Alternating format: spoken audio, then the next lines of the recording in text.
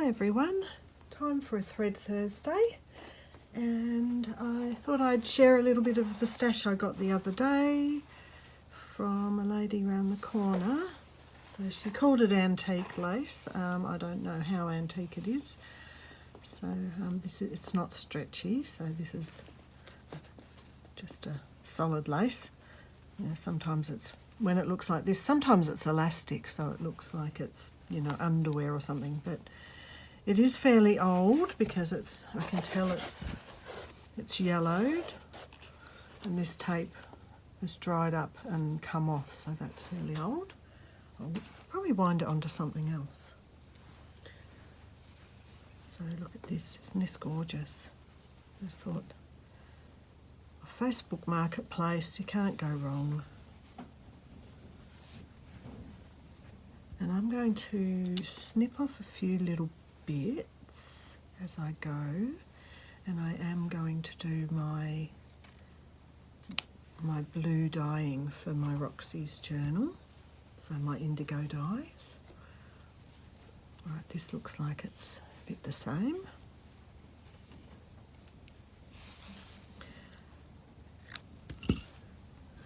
Bit the same as the board I just showed you. So this is just going to be my little pile to add to my indigo dyeing vat.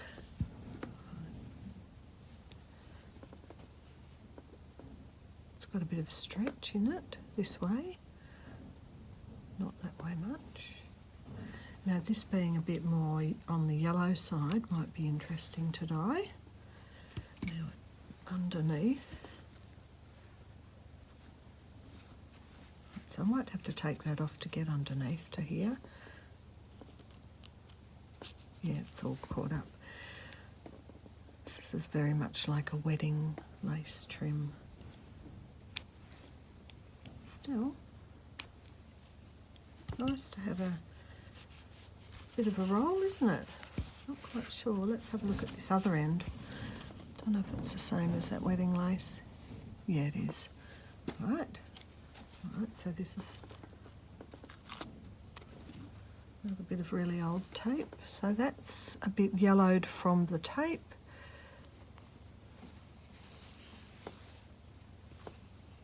So this must have been an end of roll. Nevertheless, a bit interesting. Let's put that there and see if there is any more. No, there's no, any more of these double bits. Put another little bit through for the dyeing. The rest I'll keep because I might, oh actually that's different. So this is like a shorter version.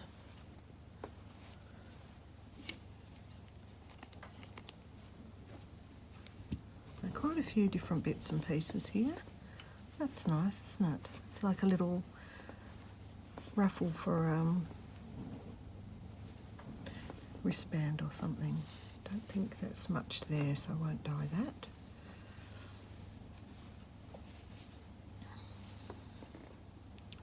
Beautiful little flowers. Actually, I might dye quite a bit of that, because that can be used in like lots of little bits. Actually, don't cut it, Christina. Just in case. Oh, this is so soft. My goodness, compared to the newer ones that you buy brand new, this is beautifully soft. Right, that definitely needs to be dyed. I might, no, so when I put it in, it's all curled up. So I think I'm going to leave it and not iron it and see what happens in the indigo dye. What a great stash, so many things. That's so pretty. I love it. I love this edging, and I love the little tiny daisies. Oh, and it looks like almost waves in the ocean. Oh, isn't it sweet? All right. Very good little stash. This, yeah, I love this stuff. Love this edging stuff. Don't know how much I really want to dye of all of this. But either way, I'll use it on other projects if I don't use it all. Now this is look, it's funny because it's cut here and it's cut here, so I'm not actually quite sure if it wasn't just a big bit of material cut down into strips that, you know, it was joined, like it was like this or something, and it's been put in strips to use. So it seems to be, yeah, see, it seems to have all been cut down. So that's got markings on it, so I'll definitely dye that.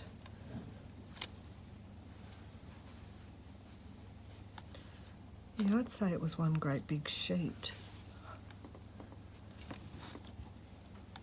Well, that's just beautiful. I watch a girl called Karen Britchick on YouTube, and she talks about fashion, of which I have absolutely no idea, never have. I just have my own, my own thrown together style. But she just bought a dress that was made with larger flowers of the Broderie Anglais. I might link that below so you can just have a look, because it's worth a look seeing. It's really eye candy for me to see younger people finding amazing, beautiful outfits and how they put it together. I don't know at my age if I could be bothered or have the funds for it, but I will put down the link because the dress is all of this, all over. And the way she puts things together with like little bathers tops or little boob tubes underneath is just quite stunning. Well, of course, because she's got the body, she can do that.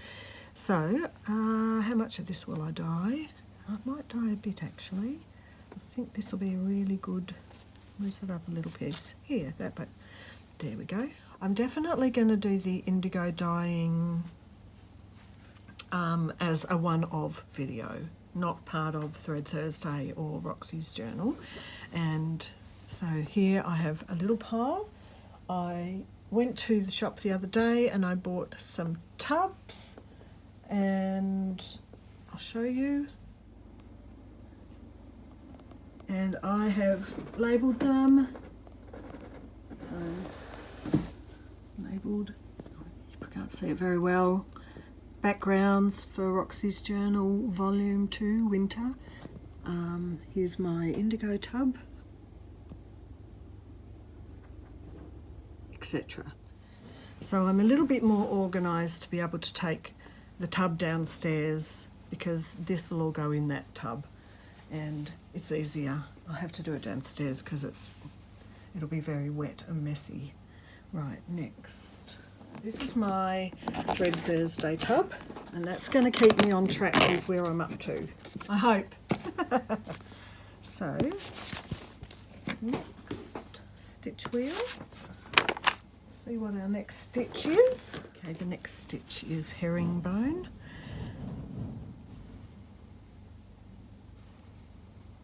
Fairly simple stitch.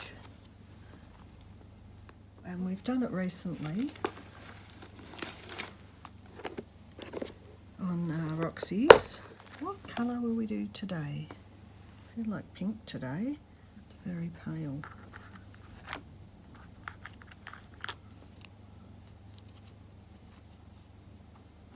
We've got that dusky, haven't got much pink. It'll do for now. Right.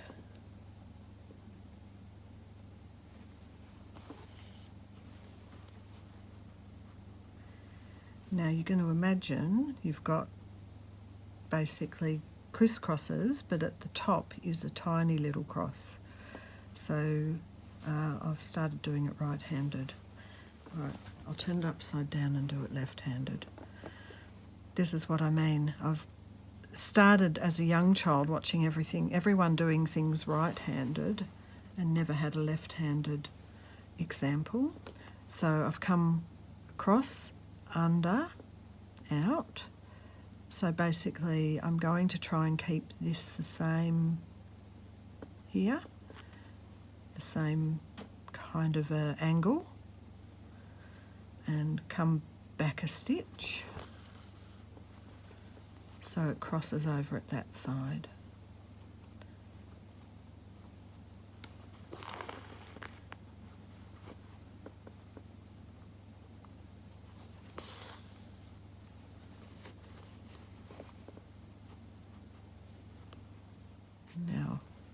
usually I have it on a hoop. So I'm going to put it on a hoop. Okay, that's better. And just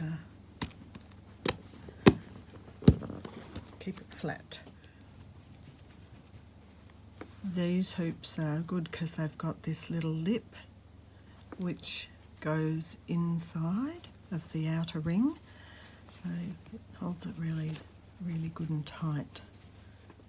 Back same, little stitch.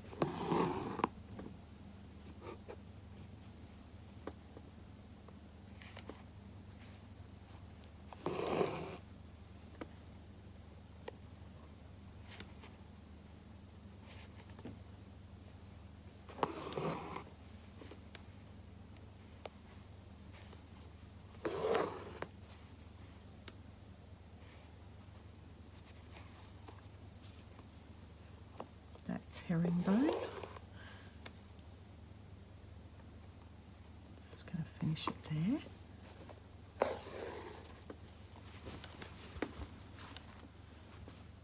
Okay, now there's two ways to do a double herringbone, and one is an easy way, which I'll just show you, where you basically come down and fill the gap.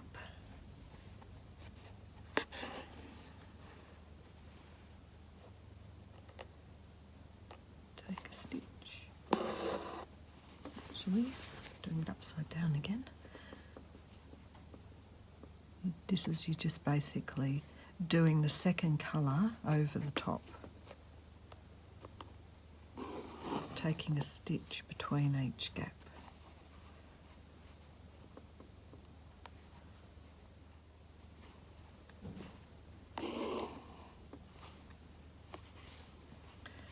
And it's quite effective.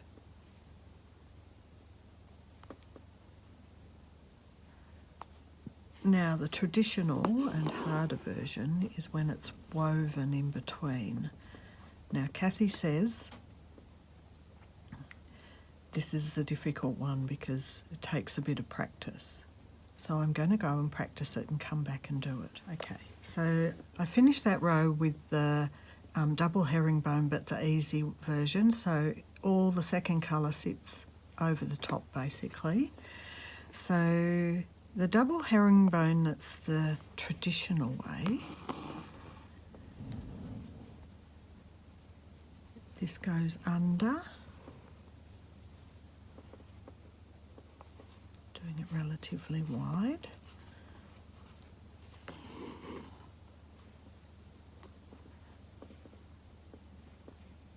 So over, under.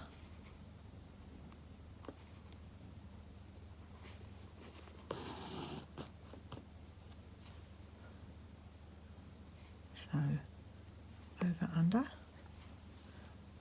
So all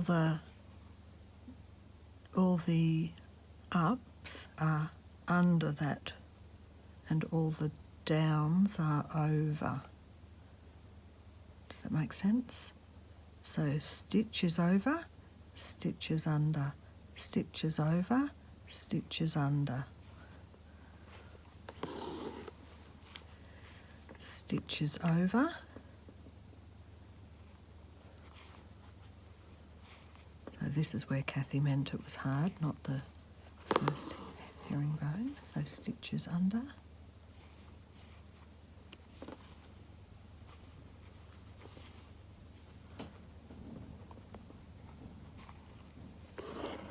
stitches over, stitches under,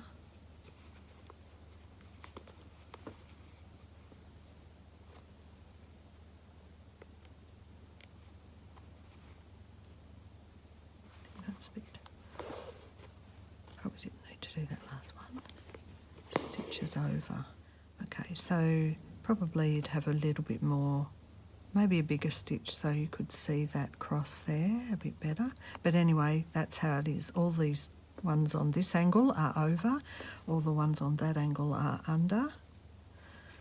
and then you come in with your second. And I think the difference Kathy's saying, if I correct me if I'm wrong, Kathy, is that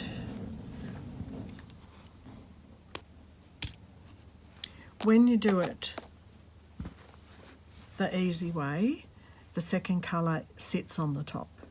When you do it the more difficult way, the second colour is woven in between.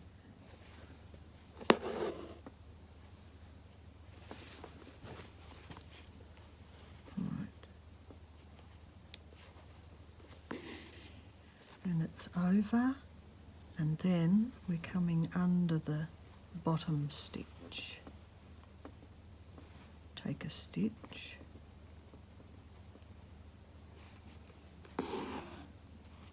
then we're coming under, over.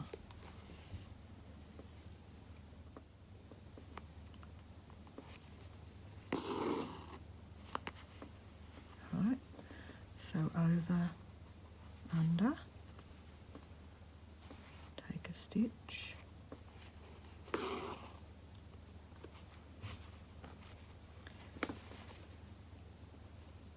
under, over.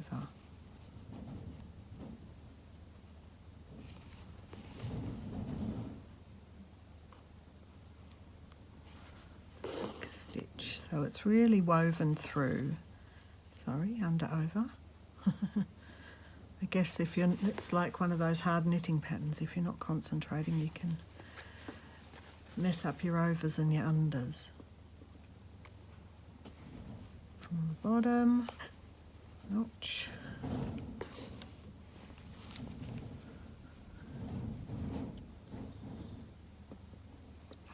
Over, under.